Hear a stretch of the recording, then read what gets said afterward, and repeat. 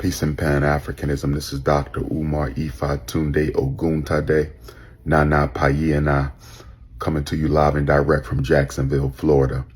I want to say something to my Philadelphia, Pennsylvania Africans, and I hope I don't offend anyone, but I really don't care because it needs to be said. And this is not a message to our beloved mayor, Ms. Sherelle Parker, because the mayor does not control the schools. Schools are a state right, and they are state controlled. So the mayor does not have any direct authority over the school system.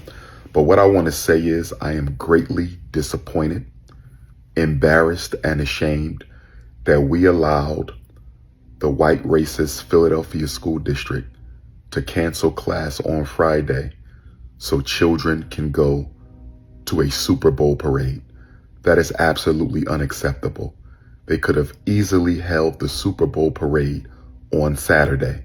Why would you cancel class for children in one of the lowest performing school districts in the state? Why would you cancel class for children in one of the lowest performing school districts in the country?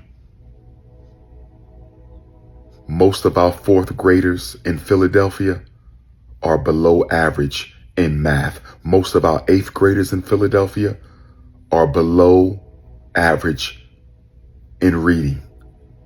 How can we send a message to our children that athletics is more important than academics? How can athletics be more important than academics? We are sending the wrong message. How can football matter more than you learning? And what this shows you is that the teachers, Snow Bunny Mafia, don't care about our children. 20,000 teachers and staff wanted to go to the Eagles parade. That's why school was shut down. They didn't do this for our children. They didn't shut the schools down for our children.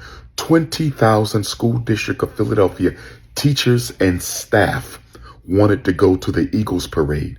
And so they forced the superintendent and the school district of Philadelphia school board to cancel school on Friday. This is a disgrace. It is a shame.